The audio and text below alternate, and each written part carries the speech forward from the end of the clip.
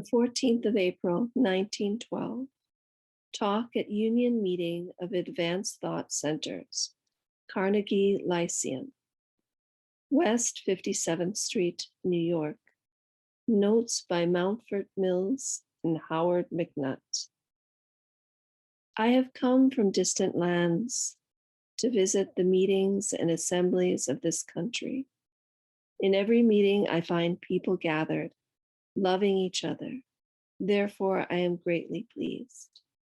The bond of union is evidenced in this assembly today, where the power of God has brought together in faith, agreement, and concord those who are engaged in furthering the development of the human world. It is my hope that all mankind may become similarly united in the bond and agreement of love. Unity is the expression of the loving power of God and reflects the reality of divinity. It is resplendent in this day through the bestowals of light upon humanity.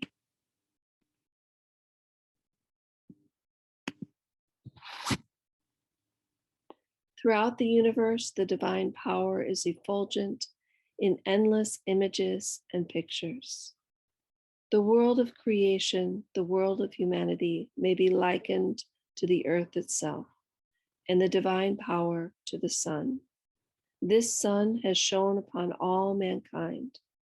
In the endless variety of its reflections, the divine will is manifested. Consider how all are recipients of the bounty of the same sun. At most, the difference between them is that of degree, for the effulgence is one effulgence, the one light emanating from the sun. This will express the oneness of the world of humanity. The body politic or the social unity of the human world may be likened to an ocean, and each member, each individual, a wave upon that same ocean. The light of the sun becomes apparent in each object according to the capacity of that object. The difference is simply one of degree and receptivity. The stone would be a recipient only to a limited extent. Another created thing might be as a mirror, wherein the sun is fully reflected, but the same light shines upon both. The most important thing is to polish the mirrors of hearts in order that they may become illumined and receptive of the divine light. One heart may possess the capacity of the polished mirror, another be covered and obscured by the dust and dross of this world.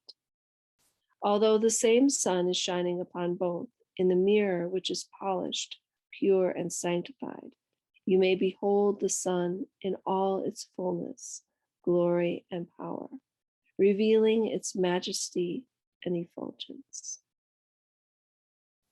But in the mirror, which is rusted and obscured, there is no capacity for reflection.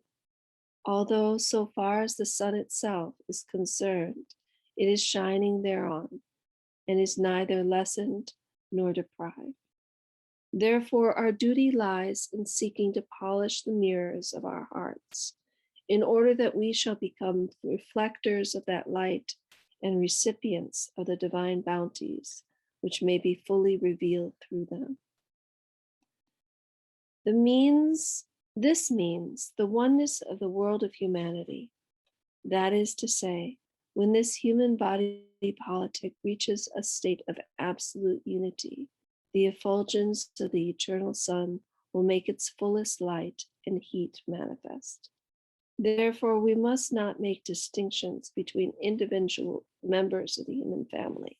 We must not consider any soul as barren or deprived. Our duty lies in educating souls so that the sun of the bestowals of God shall become resplendent in them. And this is possible through the power of the oneness of humanity. The more love is expressed among mankind and the stronger the power of unity, the greater will be this reflection and revelation. For the greatest bestowal of God is love.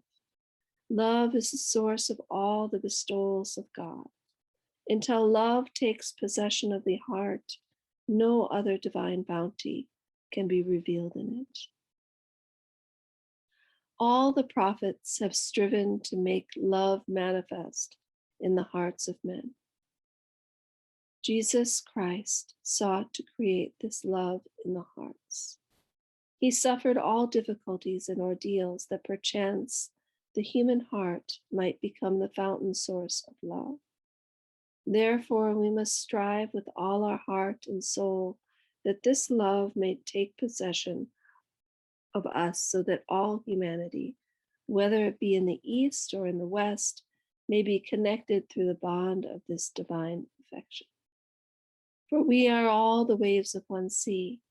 We have come into being through the same bestowal and are recipients from the same center. The lights of earth are all acceptable, and the center of effulgence is the sun, and we must direct our gaze to the sun. God is the supreme center. The more we turn toward this center of light, the greater will be our capacity. In the Orient, there are great differences among races and peoples. They hated each other, and there was no association among them. Various and divergent sects were hostile, irreconcilable. The different races were in constant war and conflict. About 60 years ago, Baha'u'llah appeared upon the horizon, eastern horizon. He caused love and unity to become manifest among these antagonistic peoples. He united them with the bond of love. Their former hatred and animosity passed away. Love and unity reigned instead. It was a dark world. It became radiant. A new springtime appeared through him, and the sun of truth had arisen again. In the fields and meadows of human hearts, variegated flowers of inner significance were blooming, and the good fruits of the kingdom of God became manifest. I have come here with this mission, that through your endeavors, through your heavenly morals, through your devoted efforts, a perfect bond of unity and love may be established between the East and the West, so that the bestowals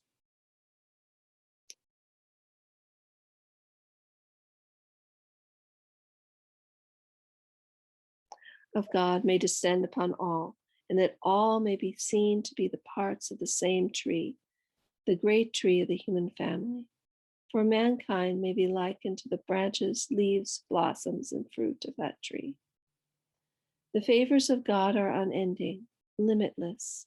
Infinite bounties have encompassed the world.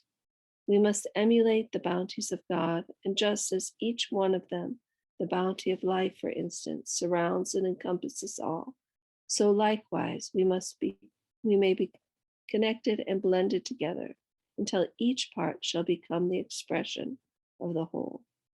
Consider, we plant a seed. A complete and perfect tree appears from it, and from each seed of that tree another tree can be produced. Therefore, the part is expressive of the whole. For this seed was a part of that tree, but therein potentially was the whole tree.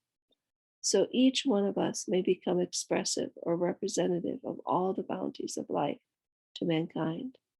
This is the unity of the world of humanity. This is the bestowal of God. This is the felicity of the human world. And this is the manifestation of the divine favor.